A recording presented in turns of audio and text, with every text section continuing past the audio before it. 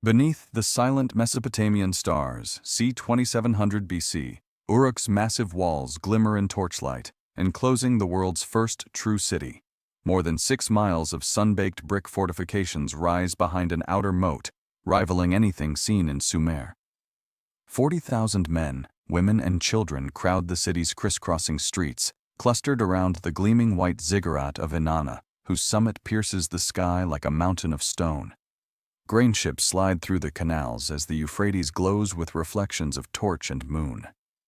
This is the power center of Metropolis. Its population, already dwarfing rival cities like Kish and Nippur, drives markets, crafts, and innovation in every waking hour. On these bustling avenues, the clamor never ends. Priests in white linen hurry between altars, balancing baskets piled with bread and dates for temple sacrifices.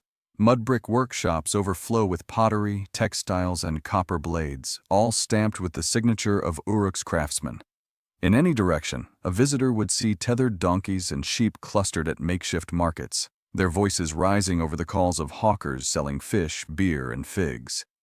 Every river bend and canal hosts reed boats loaded with timber, grain, and bricks, each vital to sustaining the city's exponential growth. At night, flares trace patterns above the city as processions wind through the city's gates.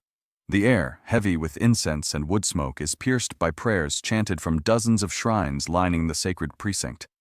All life flows through this web. The city's survival depends on deftly managed irrigation, distributing water from the Euphrates to every plot and garden, producing tens of thousands of liters of barley and wheat each season. Each year, storerooms receive grain taxes, mountains of it filling the cool, dark silos at the heart of the temples. Uruk's mighty ramparts offer both security and spectacle, each brick stamped with the seal of kings and the city's gods. The labor of thousands, organized in shifts, echoes even after dusk. Hammers, shovels, and shouted orders, each marking Uruk as a beacon of force and faith amidst warring rivals. For travelers from distant Susa or Ebla, the very sight of Uruk's walls, measuring over 20 feet thick in places, signals civilization's dawn and the promise of stories waiting to unfold behind them. By the first millennium BC in royal libraries from Nineveh to Nimrud, lines are etched in clay.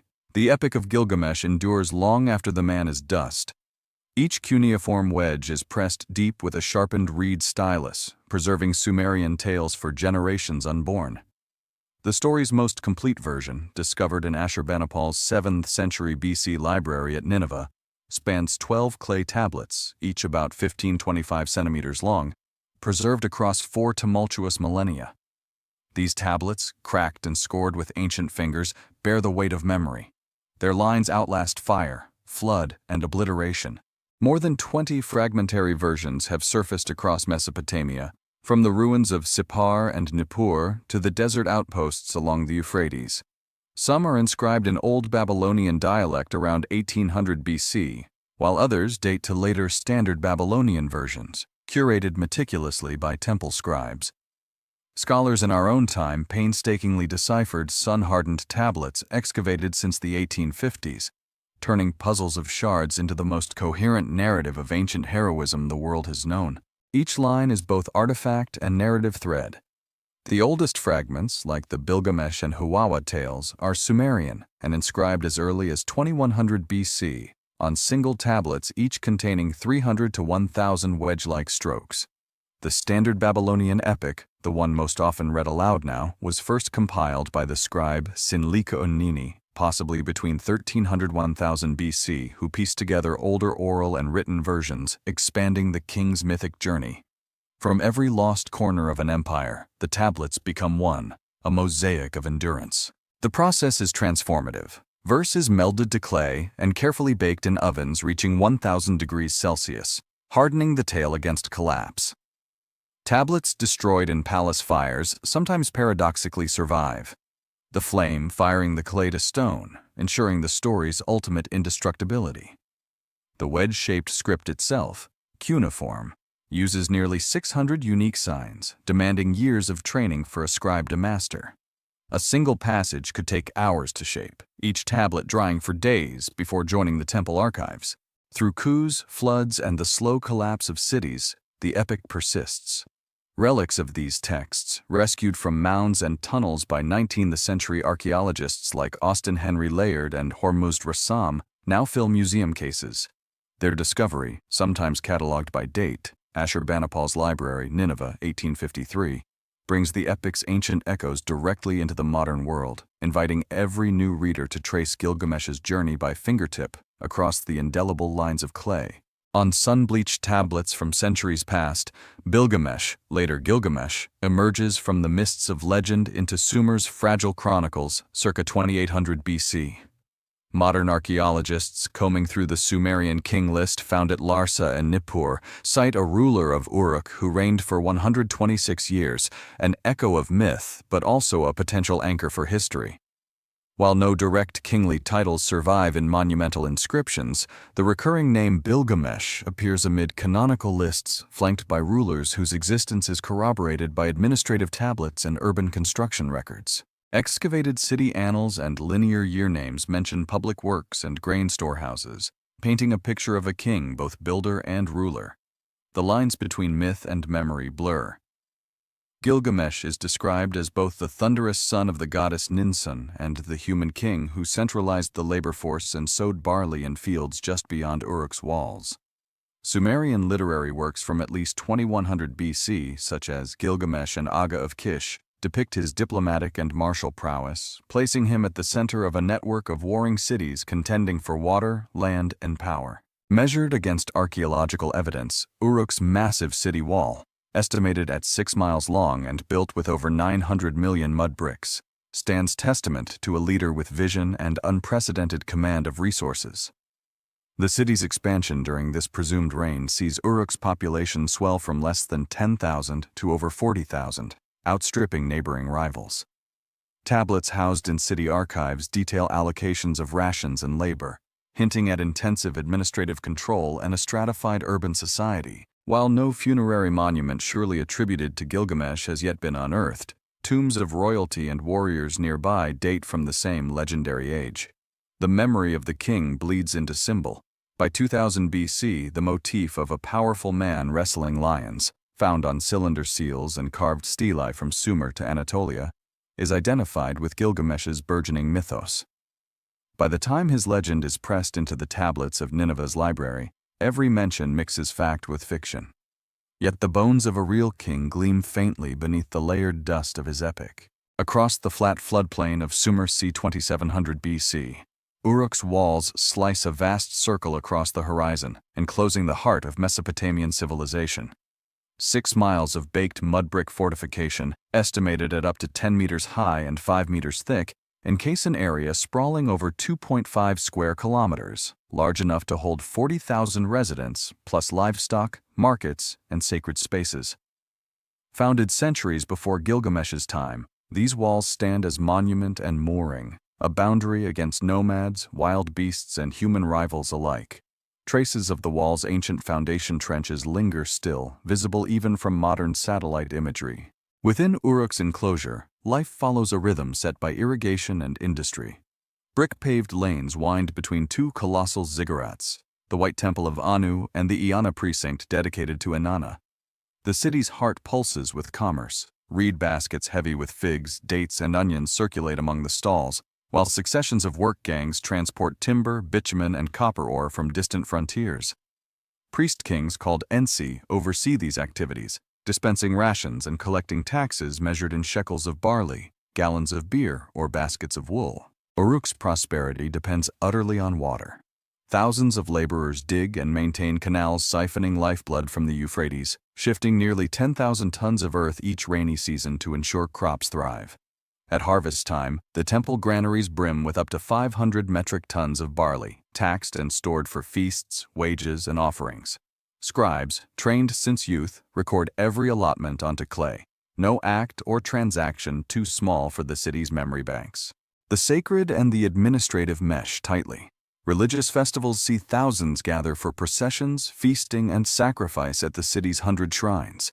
The goddess Inanna's priests dictate the agricultural calendar, ensure the city's ritual purity, and oversee the binding of temple-bound laborers, proof of the city's organized hierarchical power.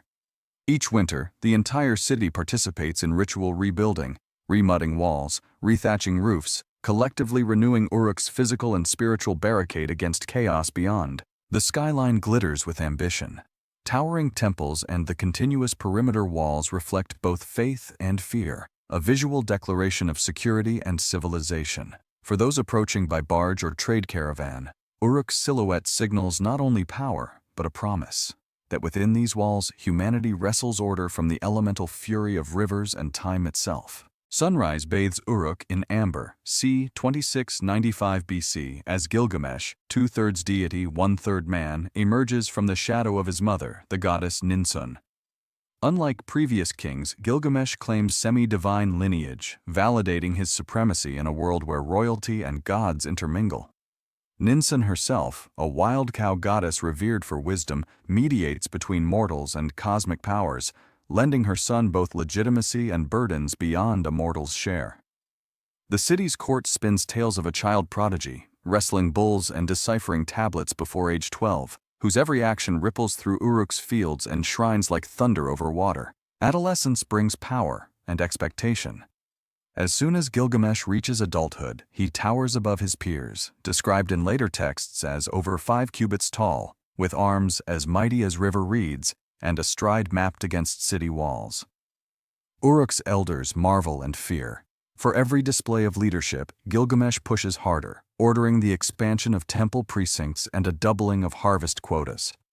By the age of 20, he commands a workforce of thousands and reorganizes the militia, directing annual drives across Uruk's outlying districts to collect tribute and recruit fresh hands for public works. His divine birthright inspires both awe and unrest.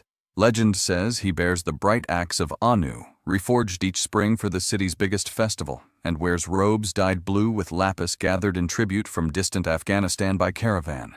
Priests hail him as the living destiny of Uruk. Carvers immortalize his triumphs on ceremonial doorways. Images show Gilgamesh lifting a defeated lion or standing amid the clouds as rain falls in his honor. Iconography echoed across cylinder seals found from Sumer to Elam. Yet with this might comes distance. The young king rarely seeks counsel, trusting visions, dreams, and his own judgment above even his mother's whispered warnings. At every turn, Gilgamesh sees the hand of fate, convinced both city and cosmos must bend to his will. For the people of Uruk, hope and anxiety entwine. The reign of a half-god promises marvels and terrors in equal measure, each new decree setting the streets abuzz with rumors of what their strange, towering king will attempt next. Morning strengths fade as the people of Uruk, c. 2690 BC, find themselves straining beneath Gilgamesh's relentless grip. The king's drive for grand edifices and rituals transforms every citizen into a builder. Men are summoned daily to mix mud, fire bricks, and haul stones for new temples and endless walls. Records carved into clay inventories from this era list conscripted work parties, some numbering hundreds, laboring in the heat for weeks on nothing more than watered beer and rationed barley bread. Women and children, too, have roles, pounding grain, weaving textiles, and maintaining the intricate irrigation canals that keep Uruk alive. But labor is only part of the king's heavy hand.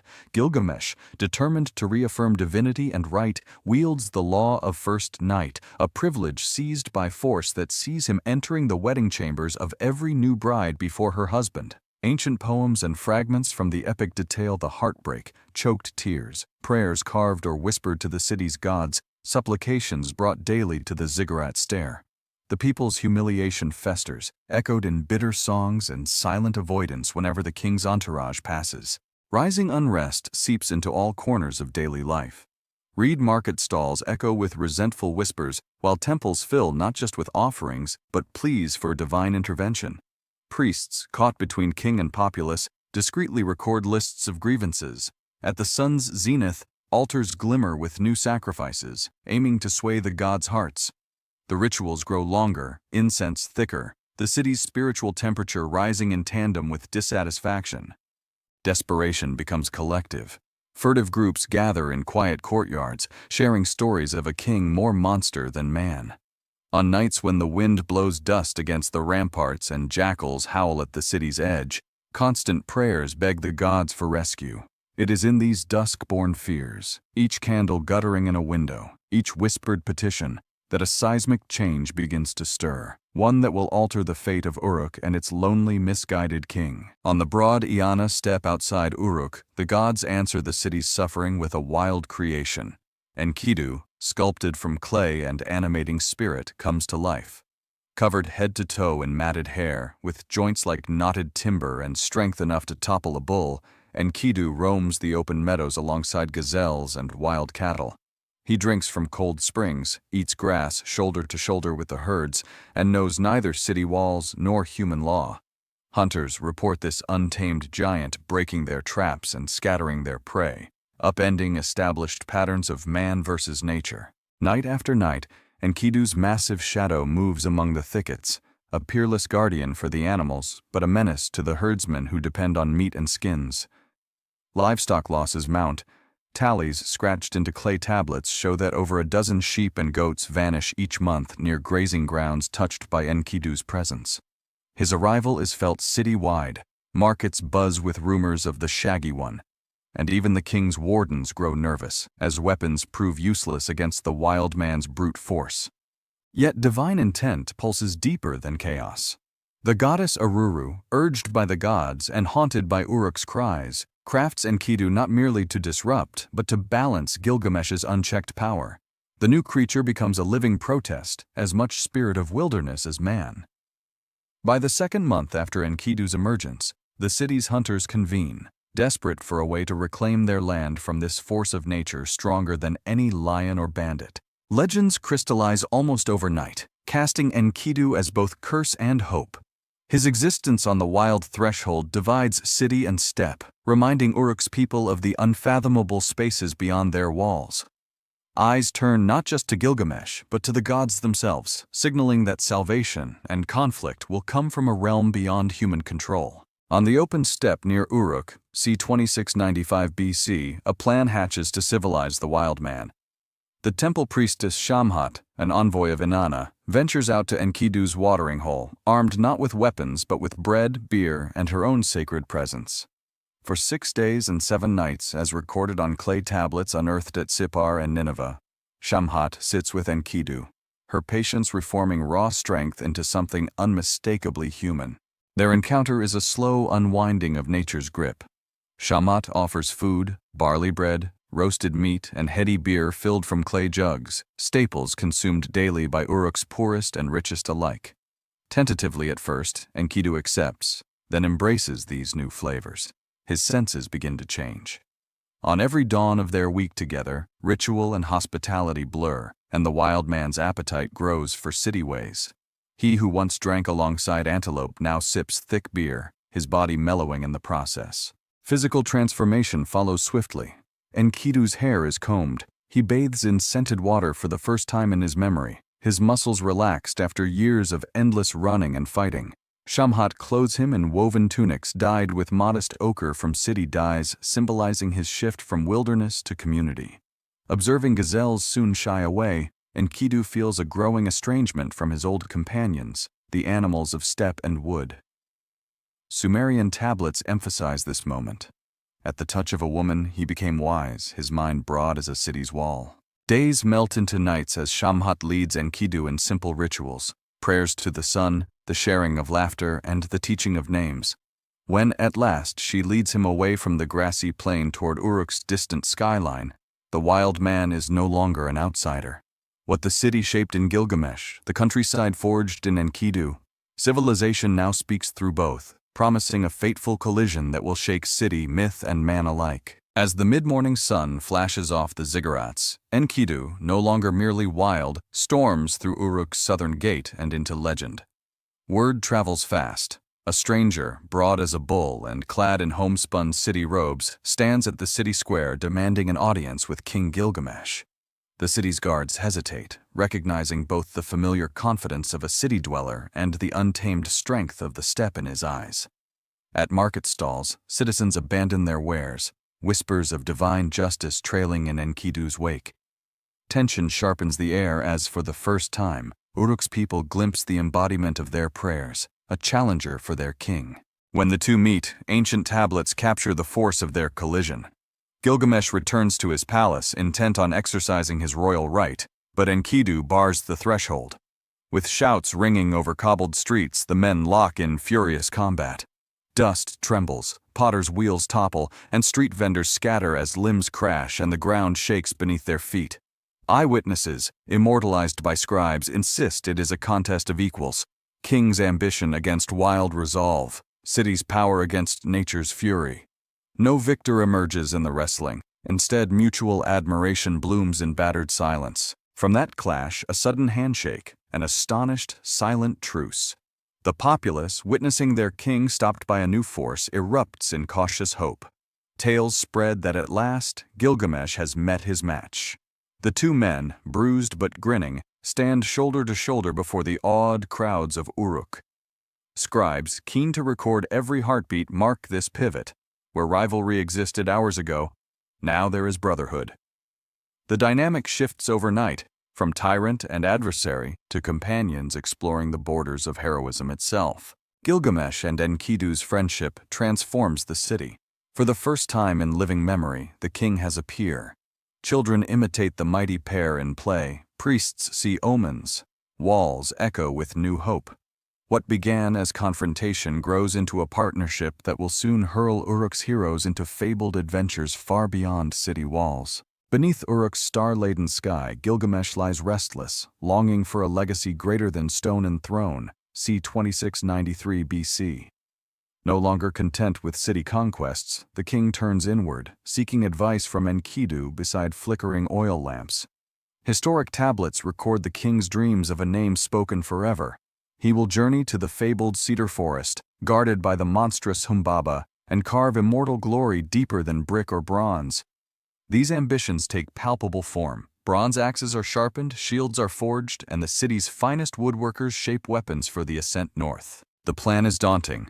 The Cedar Forest lies over 200 miles beyond Uruk, across the Kabur Plains and the snaking upper Tigris Valley, a journey mapped by later Sumerian verses in starlit nights and days haunted by omens.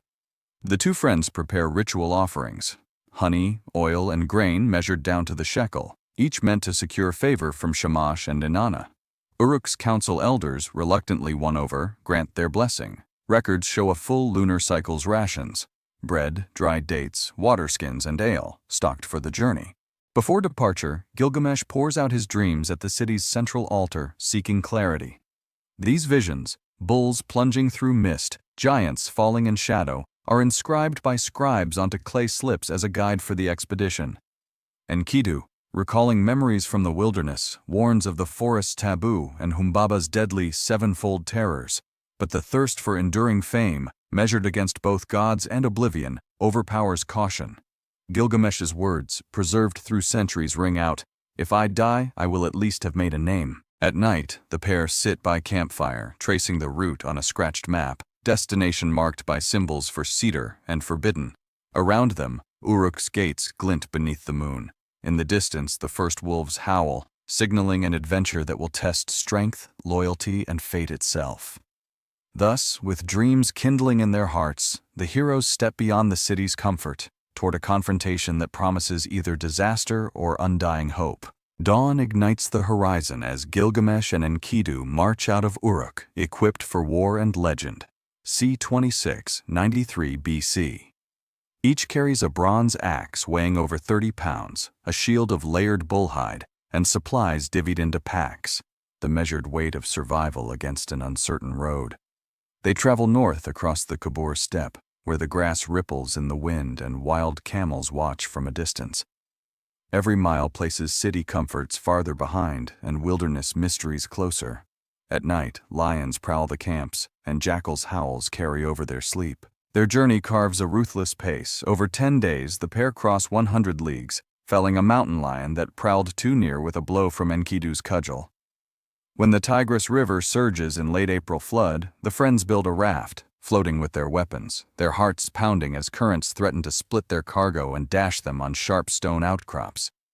Each danger averted gives new heft to their ambition. Tablets recovered centuries later note the roaring waters and beasts unmoved by fast feet and bright blades that mark each day's log. But portents stalk their every step. Gilgamesh dreams nightly, of mountains crumbling, of bulls leaping from clouds, of thunder splitting forests. Enkidu, versed in omens after his life on the steppe, reads meaning in a circling hawk or an unexpected river eddy. The gods, it seems, watch. Before each meal, and when crossing new boundaries, the friends pour out ritual offerings. Handfuls of grain, drops of sweet beer, or a crackling sliver of cedar wood tossed onto the fire. As the air grows cool and the scent of strange wood drifts closer, the land shifts beneath their feet. Rocky hills rise, the soil darkens, the distant forest casts a deeper shadow each evening. On the 12th day, they crest a ridge to see the cedars of Lebanon towering in the dusk, trunks as thick as 5 men's arms and higher than Uruk's tallest tower. Here, on the threshold of myth, weapon and will must carry them into the unknown. Ahead waits Humbaba, forest's warden and the first real test of their heroic bond. In the dense, mist-laden expanse of the Cedar Forest, c. 2693 BC, Gilgamesh and Enkidu stand awed beneath ancient trunks stretching 30 meters into the sky. The air here is heavy. Rows of cedars, unique to this legendary grove north of Sumer, tower above all native Mesopotamian trees.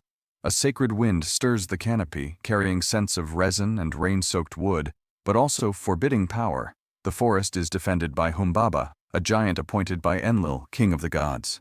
Scribal tablets describe Humbaba's monstrous visage, face like a coiled lion's, voice as the drum of thunder, breath spoiling the air for miles. Their entry does not go unnoticed. In Sumerian myth, crossing into the forbidden groves disturbs order. Every snapped twig is an affront to Enlil's authority. Each step draws the pair deeper into gloom, where sunlight flickers only in brief blades across the mossy ground. Every shadow and echo becomes suspect. In later Akkadian texts, 7 radiances, mysterious auras, or a belt of spectral fire, are said to guard Humbaba's domain. Animals shift restlessly in the thickets, and the normal song of birds gives way to an uncanny hush. Soon, Humbaba's presence becomes overwhelming. Legend claims his stare can paralyze or burn, his voice send hurricanes scouring rogue travelers from the forest in minutes. Tablets recovered from the Ashurbanipal collection describe the ground trembling when the giant approaches. The pines shake, the roots grind, the clouds part. For 5 days and nights, the friends fortify themselves, sleeping in short shifts and marking progress with scratches on their copper weapons. Even Enkidu, once wild, shudders. He alone knows the terrors layered into Humbaba's nature, born not out of chaos but of divine purpose. Despite the mounting dread, Gilgamesh is driven onward, seeking not only the cedar wood, rare and precious for temple doors and palace roofs, but the immortalizing act of facing a god's own sentinel. At dawn on the 6th day, the heroes spot the monster, a shadow hulking between tree trunks, radiances swirling like storm clouds about his head. The ground is thick with fallen branches. The test of both resolve and steel is no longer distant myth, but a matter of life and death, to be written in blood and cedar before the world's watching eyes. Among the vast pillars of the Cedar Forest, c. 2693 BC, Gilgamesh and Enkidu prepare for battle beneath a sky clouded by ancient boughs. The earth trembles as Humbaba, his breath foul, his body veiled in shifting fires, emerges to confront the heroes. Tablets from later Babylonian periods describe this clash as one of thunder and cyclone. The air crackles, leaves spin in wild vortexes, and even the towering cedars seem to recoil from the monster's presence. The two companions advance side by side, bronze weapons drawn, shielded only by courage and the favor of Shamash, the sun god. The first volley strikes with blinding speed. Humbaba's roars splinter trees, felling trunks as thick as a man is tall, and flinging jagged branches that could crush an ox. Sumerian records recount lightning flashing above as Gilgamesh's axe and Enkidu's sword sweep in tandem, dancing between roots and flame-bright shadows. Though the monster's 7 radiances attempt to ensnare, Shamash intervenes, their prayers from the night before answered by a piercing shaft of sun that strikes Humbaba's face, breaking the spell. In a frenzy, the giant lashes out, yet is met by the coordinated assault of 2 destinies bound by friendship. After hours of struggle and bruising recoil, the tide turns. Enkidu, wounded but undeterred, seizes Humbaba's arm, exposing the giant's throat for Gilgamesh's deadly blow. The forest quiets under their labor. Cedar sap seeps into loamy earth as the monster falls, and birds, disturbed for days, scatter into the slanting light. The victory, however, is grim. Humbaba pleads for mercy with a voice like falling timber, but the heroes, fearing the wrath of the gods should they spare him, deliver the final stroke. The forest weeps for its lost guardian. Scribes record, Gilgamesh and Enkidu strip great trunks of cedar, hacking beams for Uruk's temples and palaces, their arms aching even as glory beckons. They stack the precious timber, a fortune in itself, preparing it for transport across mountains and rivers. Yet the felling of so many sacred trees is noted as a cosmic wound. Destiny shudders, and in puddles of sap and blood, the course of both mortals and immortals changes forever. The triumphant heroes return to Uruk with cedar beams in tow, and the goddess Ishtar, mistress of love, war, and the evening star, descends from her ziggurat in a surge of passion, c. 2692 BC. Seeing Gilgamesh crowned with cedar and glory, Ishtar is smitten. Ancient texts describe her lavish promises of gold-dusted chariots pulled by lions, rain from distant mountains, and kingdoms conquered together. On city mural fragments, Ishtar's figure rises above the crowd, her outstretched hands an offer no mortal man would dare refuse. Yet Gilgamesh stands defiant. He catalogues the fates of her prior lovers, turned to wolves, broken as birds on the wind, left weeping in ruined gardens, and refuses the goddess's proposal. The moment is tense, rendered in vivid cuneiform. The king's rejection wounds Ishtar's pride sorely, sharp as a flint blade. In the heart of the White Temple, Ishtar's fury crackles. She ascends to the heavens where clouds churn in new wrath. Ishtar appeals directly to Anu, her father and the sky god, demanding vengeance for her humiliation. The god's assembly is rendered on seal impressions with anxious celestial figures. After heated counsel, Anu reluctantly relents. He hands Ishtar the leash of the bull of heaven, a divine beast whose stamping is said to bring famine to the fields and collapse to city walls. Storm clouds gather over Uruk, lightning dances along the horizon, the Euphrates swells with fear as citizens anticipate disaster. From her palace rooftop, Ishtar unleashes the bull upon mortal ground, determined to humble Gilgamesh in blood and terror. Her passion, transformed, now drives the city toward a confrontation reverberating through every home and altar, a reminder that no hero, not even Gilgamesh, can spurn the gods and remain unscathed.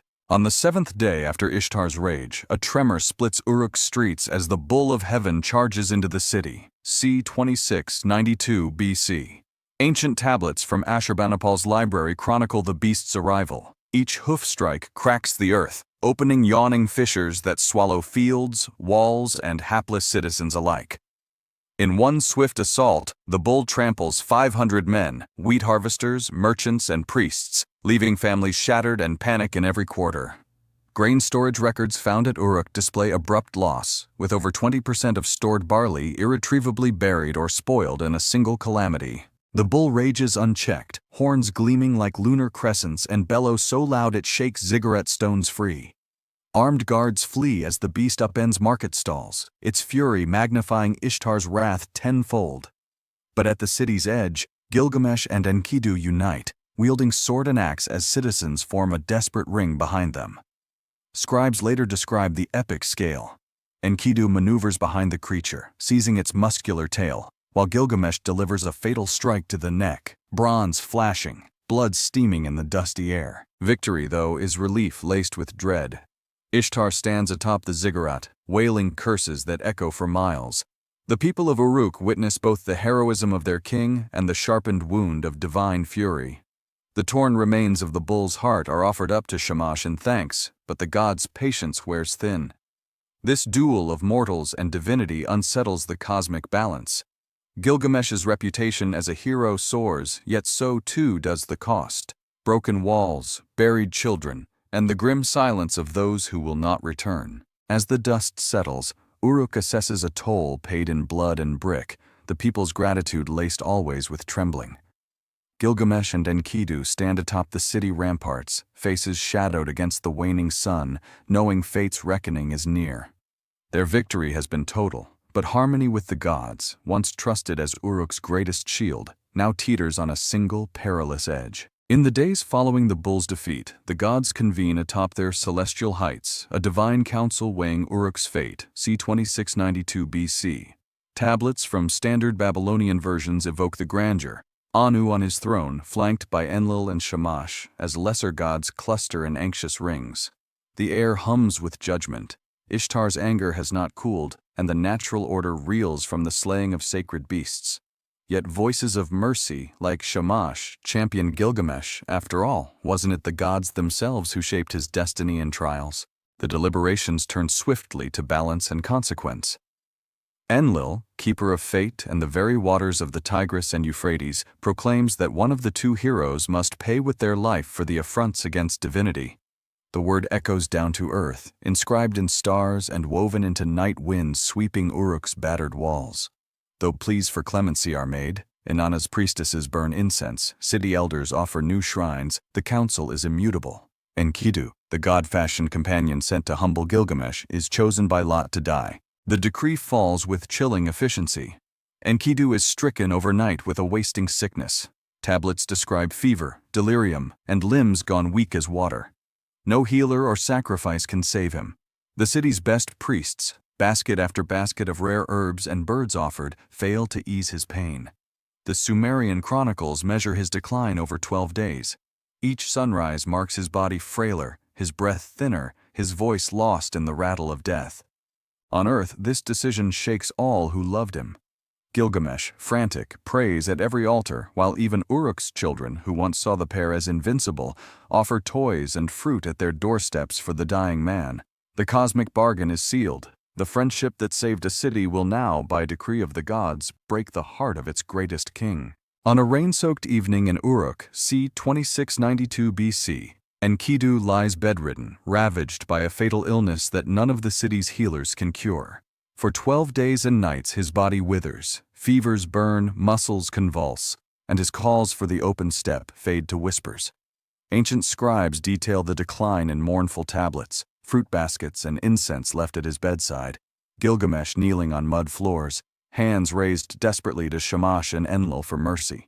Despite daily offerings, flocks of doves, bushels of barley, rare herbs brought from as far as the Zagros foothills, no prayer is heard, no spell reverses the curse. Gilgamesh reels beneath the weight of loss as Enkidu's condition worsens.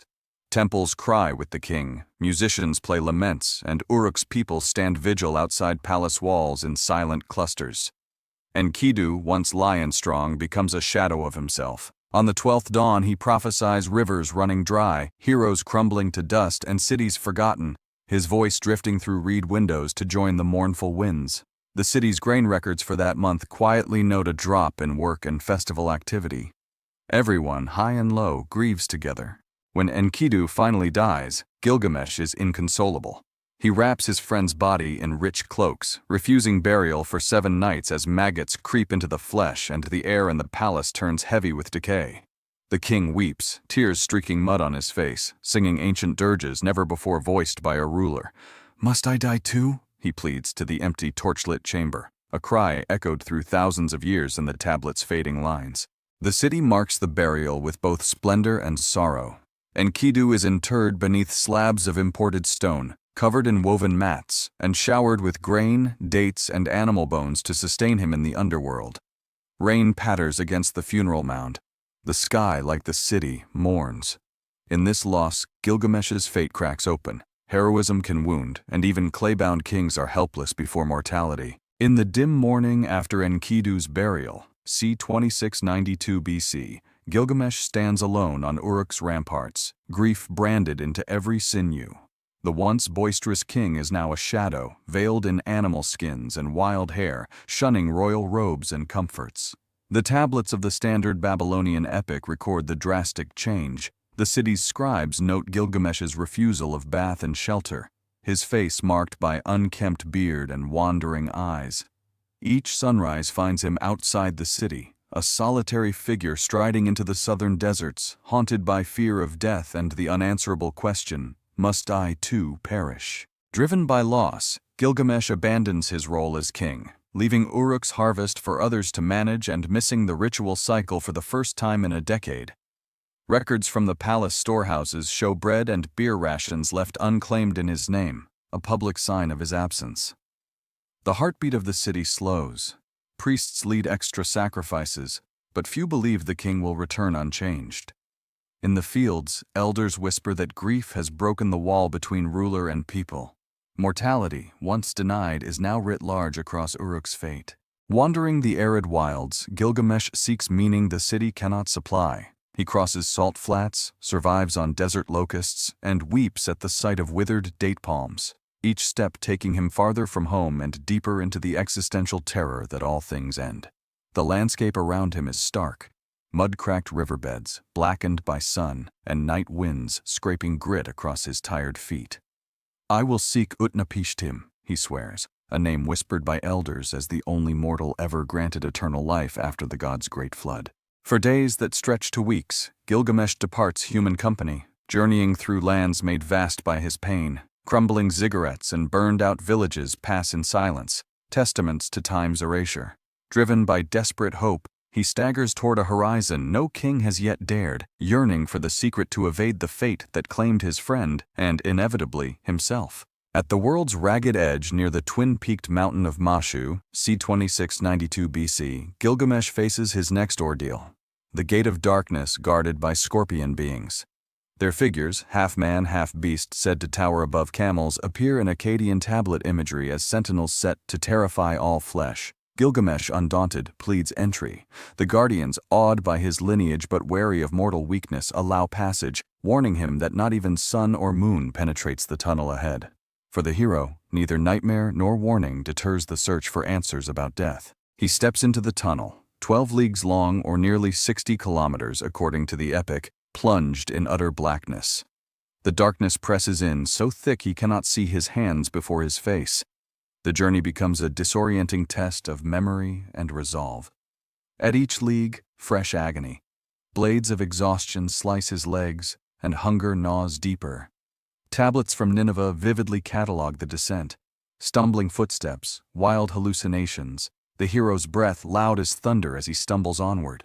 Even the air changes, chill replaces warmth, and the odors of life are lost to mineral silence. Finally, after journeying more than a day's walk beneath the mountain, Gilgamesh emerges into morning brightness on the shore of a garden realm. Trees here bloom with lapis and carnelian instead of fruit.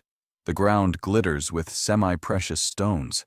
Sunlight, too bright after the gloom, forces him to his knees, a visual borne out in museum friezes from the Neo-Assyrian period. But the hero presses on, driven by visions of Enkidu's shade and the possibility of defying death's shadow. Here, at the literal world's end, Gilgamesh is battered but hopeful. Ancient scribes evoke his gaunt figure, silhouetted against jewel-like trees beside distant water, pulse pounding anew as he spies further signs of the miraculous. He does not yet know it, but his next test, requiring wisdom as much as strength, awaits in the council of the enigmatic alewife Siduri, to whom all who seek immortality must someday come. On the radiant shore beyond the darkness, c. 2692 BC, Gilgamesh encounters Siduri, the wise alewife, in her tavern perched above the waters of death. The place is both ordinary and otherworldly, a reed hut with clay jugs lining the walls, but the sand gleams with crushed gems and lapis fragments. Siduri, immortal in legend but humble in presence, watches the ragged king approach with caution, her wisdom revered even by passing gods.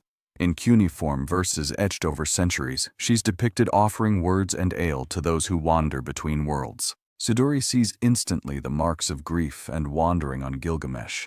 Unkempt beard, haunted eyes, skin scorched by wind and sun. She questions his purpose, and after learning of Enkidu's death and the quest for eternal life, urges the king to cherish the mortal joys within reach.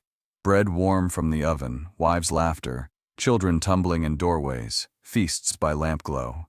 Yet, noticing the royal resolve in his face, Siduri ultimately relents, offering practical guidance instead of comfort alone. She instructs Gilgamesh to seek Urshanabi, the ferryman of Utnapishtim, who alone can carry mortals over the waters of death, a channel so toxic and unforgiving that no swimmer or raft can cross unaided. Siduri provides bread and clear water, refueling what hope remains, and points toward the distant horizon where dark waters blend into the sky. Museum murals from the Neo-Babylonian period show Siduri iconically holding a golden cup and gesturing east, a symbol of hospitality, transition, and ancient wisdom. Gilgamesh thanks the alewife, gathering strength in her presence. Each mouthful of bread, sipped under palm fronds on the liminal shore, steels him for trials yet to come. With Siduri's counsel ringing in his mind, he sets off along the rocky spit to find Urshanabi, certain now that his answer, and perhaps the god's forgiveness, awaits somewhere across the perilous, unyielding sea. At the water's wind-scoured edge, c. 2692 BC, Gilgamesh meets Urshanabi, the ferryman to distant Utnapishtim. The boatman's craft is a slender skiff, its reed bundles lashed together, floating atop the lethal waters of death, so poisonous that a single touch spells doom for man or timber. Epic tablets describe this expanse as without current, without end, a barrier none but the craftiest have ever braved. Urshanabi delivers stern rules. Gilgamesh must cut and prepare 120 poles, for each crossing will consume a pole as soon as it tastes the water. Through a long afternoon, Gilgamesh hacks tamarisk and pine, stripping bark and shaping shafts the length of a man. The work is desperate, spurred by visions of Enkidu and the yearning to conquer death itself. Loading their cargo, Urshanabi launches them off. Gilgamesh stands at the prow, hurling pole after pole into the sticky, inky channel, grounding each deep into the bed for a single league before tossing it away.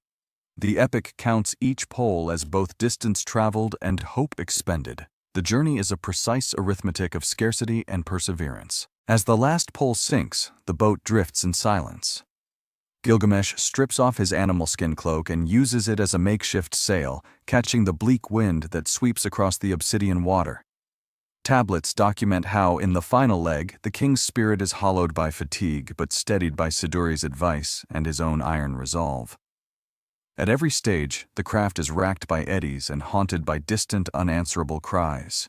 Gilgamesh's hands bleed from splinters, but he dares not flinch. Finally, after journeying the span no mortal before him has survived, the skiff bumps up against an island's rocky shore. 30 leagues behind him lie consumed poles and poisoned waves. Ahead, at last, stands Utnapishtim, silent watcher of the flood, keeper of secrets men were never meant to know. The waters of death recede behind, but the hardest test still awaits. On the remote island at the edge of the world, c. 2692 BC, Gilgamesh at last meets Utnapishtim, the man granted eternal life by the gods after the great flood. Utnapishtim's house stands on battered stones surrounded by reeds, silent but for the breeze whispering of cataclysms survived. The Babylonian tablets record Gilgamesh's awe. Before him is an ordinary man, not a god, though ageless in bearing and eyes filled with ancient sorrow. This is the survivor of the deluge, whose tale is older than empires and etched on tablets of Fumwenth, the deluge tablet, unearthed from the library at Nineveh. Utnapishtim recalls the flood, 7 nights and days of rain and wind that erased all life, sparing only those aboard his hand-built ark. Modern measures estimate the vessel as a 6-story cube, 120 cubits, about 60 meters on each side, constructed of bitumen and timber, packed with animals, grains, and kin. The Enlil-sent flood killed tens of thousands. Flood deposit layers found at Shuruppak and Kish confirm a deluge engulfing Sumer during the 3rd millennium BC. When the tempest broke and the dove and swallow returned bearing nothing, only the god's mercy halted the destruction, bestowing Utnapishtim and his wife with immortality at the world's edge. Gilgamesh, desperate, begs for the secret to eternal life. Utnapishtim sets him a test. If you can conquer sleep for even 6 days and 7 nights, you might conquer death itself. The king agrees, but exhaustion claims him immediately. Utnapishtim's wife bakes a loaf of bread each day as proof. By the 7th crust of mold and rot, Gilgamesh wakes to failure, showing that even heroes are fated to succumb to mortal limits. The tablets stress this turning point. Immortality is the gods alone, and wisdom, embraced or not, is the only true shield against oblivion. By the shore, Utnapishtim's tale shapes the king's destiny as no weapon or wall can. Gilgamesh, heart-heavy, readies to return, knowing the cost of immortality is far beyond even the greatest deeds.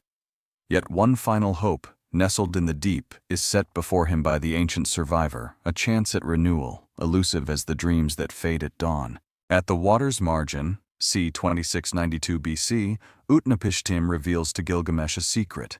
There exists a plant at the ocean's bottom that renews lost youth. Described in the tablets as, like a box thorn, its thorn like a rose. The plant promises life refreshed, if only the hero can seize it.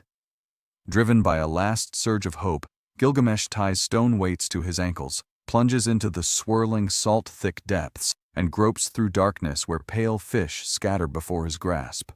Holding his breath past mortal limits, modern scholars estimate such a descent might reach 15 meters, Gilgamesh locates the spiny plant and wrenches it free, pain lancing his hand but heart roaring with triumph. He emerges sputtering, the prize clutched tight. The epic marks this moment's duality, exhaustion etched across his face and the spark of possibility alive in his haunted eyes. Gilgamesh resolves to bring the plant back to Uruk, not only for himself but for the city's elders, that they might test its promise and share renewal with every soul grown old. The journey home is hopeful, his grief momentarily forgotten, and the sounds of wind and distant birds tinged now with a sense of completion. At last, the tablets read, he holds what none else has taken from the deep. But fate waits along the homeward road. As Gilgamesh rests at a cool spring to bathe away miles of journey and heartbreak, a serpent, drawn by the scent of sweetness, slips from the reeds. Before the king can move, the snake snatches the spiny plant and vanishes beneath the water, shedding its skin in the process, symbolizing a renewal that eludes humankind. Gilgamesh, seeing the plant gone, sits in stunned silence, tears returning, the horror of loss doubling on his exhausted shoulders. The moment is heartbreak and revelation together. Immortality escapes him, but wisdom begins to bloom. The tablets close the scene with a hush, one man's journey crowned not by youth regained, but by the humbling knowledge that all must one day yield to time, and in doing so perhaps find a deeper sense of meaning. As dusk settles on Uruk, c. 2692 BC, Gilgamesh arrives at last beneath the shadow of the immense city walls he once claimed to have built with immortal hands. No plant of renewal burns in his grasp, no magical promise clings to his cloak, only dust, fatigue, and the memory of a journey traversing 1,500 kilometers of deserts, mountains, and mythic thresholds. He stands in silence on the ramparts, gazing across the bustling streets and mud-brick lanes teeming with bakers, children, and market cries. The epic marks this homecoming not with trumpets but with quiet wonder. The king, emptied of illusion, sees his city afresh as a marvel crafted by mortal labor and love. From beneath the vast archways, the people of Uruk lift their eyes to find their king changed, his wild hair shorn, step measured, and voice gentler than before. Record keepers annotate his return in the city annals. No fresh conquests, but renewed participation in the annual planting, temple rites, and judgment at the city gate. Gilgamesh walks the perimeter, laying his hand along the bricks, each one a story, each a reminder that what endures is shaped by many hands over many years. Grain is again measured, beer rationed, and the city's gears, long paused by royal absence, resume their steady synchrony. For the first time, Gilgamesh finds comfort not in conquest or the aspiration to godhood, but in the bonded, finite joys of human endeavor. He summons scribes and elders, directing them to inscribe his adventures, failures and revelations alike, on clay tablets and doorposts so no one will ever forget.